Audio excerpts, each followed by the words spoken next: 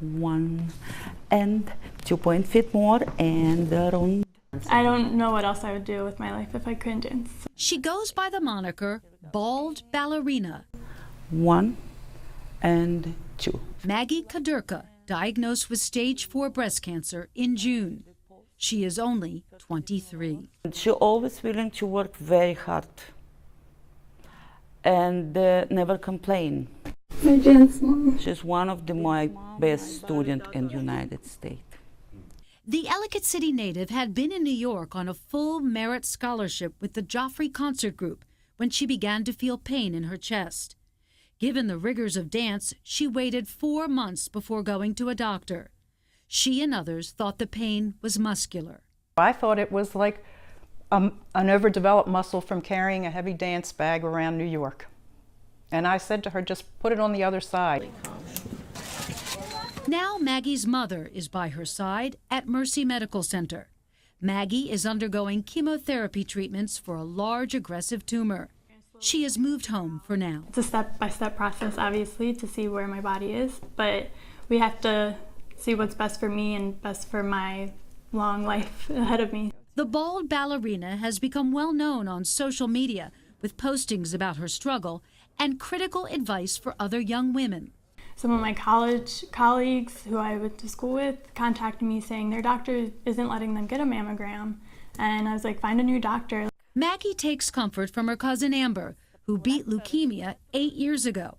And doctors tell Maggie that her tumor is shrinking. Yes, she has cancer, but hopefully it will just be a chapter in her life and not her whole life. The Bald Ballerina is staying on her toes in more ways than one, with the goal of returning to New York and her life at Joffrey after the first of the year. Deborah Wiener, WBAL, TV 11 News.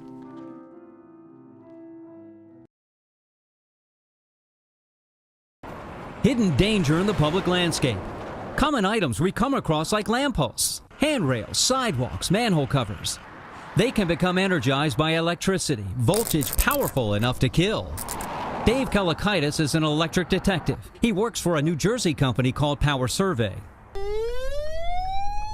His truck has equipment designed to find voltage hazards, surfaces that have become electrified by leaking energy.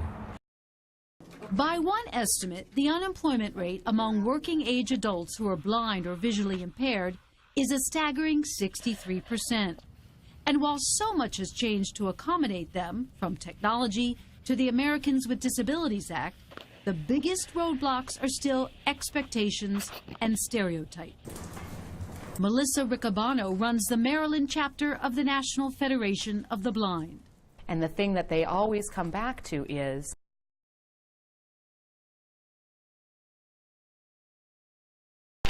okay, ready or not, here we go.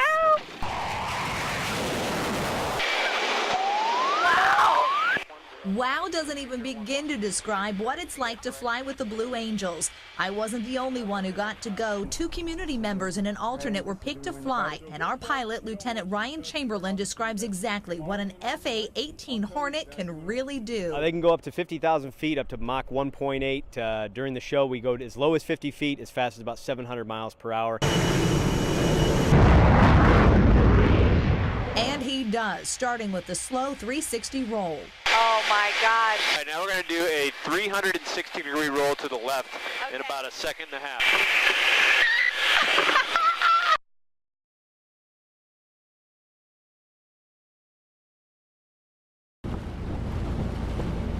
Aboard the 12:30 ferry from Crisfield, Maryland to Smith Island, the only way over there, you feel like you're chasing something special, circling the watermen who are looking for oysters, while the real pearl may be 10 miles offshore, the 400-year-old fishing village of only 250 residents. Welcome to Smith Island. Well, thank you. So this is it. This is it. The soul of this island may just be made of butter and flour, because this is where the 10-layered Smith Island cake, the state dessert of Maryland, is baked and iced and, well, cared for. We feel we're the custodians of a treasure, and we take that stewardship very seriously. This was the cake that the wives sent out on the skipjacks back in the 1800s for the fall oyster harvest. Everybody here is genuine Smith Islanders. While the cake has a long history, the Smith Island Baking Company was born only 5 years ago in this remote location. And now everyone wants a piece of the cake. I mean, we want to be America's birthday cake company, and that's our vision, and it's coming true. You're awfully thin to own a cake company. I run a bakery in the middle of the Chesapeake Bay. It's a little stressful. Yes.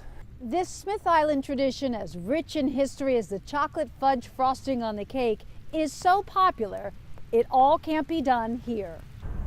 So back on the mainland, in an old seafood restaurant, they're making even more of the cakes in a renovated kitchen that can produce twice the number as the island. I guess I would describe it as Mama Bear being on the island, you know, and this is the daughter, or this is the younger sister. This kid's sister is working hard, especially for Christmas, shipping out hundreds of cakes to 2,500 cities in 7 countries, all from its online business.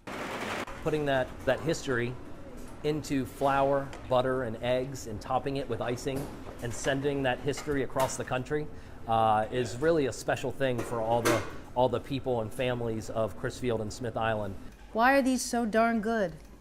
It is simply impossible to be around this treasure and not share in its glory. Cheers.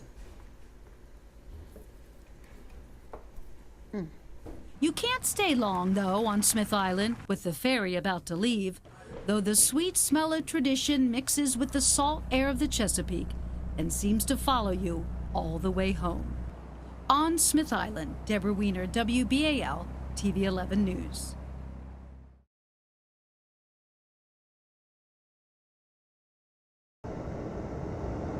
A new day on the Big Choptank River off Cambridge, Maryland, brings fresh hope. Perhaps this will be a better day for 78-year-old Bill James, a longtime waterman who says this has been the slowest start to the crab season he has ever seen. It's less crabs every year. In fact, we saw plenty of lonely bait on Bill's line and just a few of the coveted blue crabs. The state estimates more than a quarter of the adult crab population was lost this year due to natural predators, coastal currents, and that long, cold winter. The only thing that's saving Bill James is the price. If he can catch them, he'll make $110 for a bushel of crabs. You gotta love it to make a living out of it. James sells exclusively to J.M. Clayton in Cambridge, the oldest working crab processing plant in the country. The law of supply and demand has raised the price of the crab meat, which has importers working as fast and furious as the quickest picker on the line, flooding the market with their cheaper product.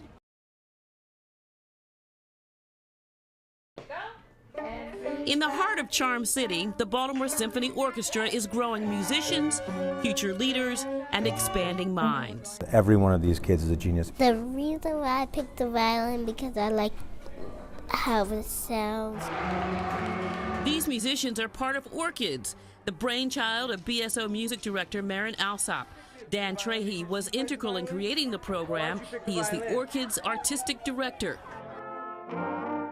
Orchid serves 850 children from pre-K to 8th grade at more than 20 schools in East and West Baltimore, giving children the rare opportunity to wrap their hands and minds around music.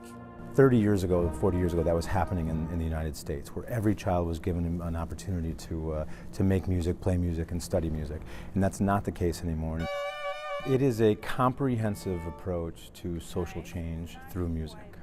Orchids have taught me respect, and it's also taught me how to read music and a variety of instruments and how they sound. 6-year-old London Petty and her sister, 10-year-old Layla Petty, are both violinists. Layla is part of a string quartet. In the quartet, we had to work together, and instead of focusing on only yourself, you had to focus on each other, and as if you were one big instrument. Marvin Jones Tobin is 9. He says playing the violin requires good posture. You have to sit on the edge of your seat. You have to keep your feet on the ground and your back up tall. You have to make sure your violin is covering your shoulder, and you're your head is laying on it, but not too much. Trahey says the success of Orchids can be measured in the changes they see in the students. None of the 850 orchids have chronic absenteeism. Their test scores are better, their grades are getting better, they have less behavior problems.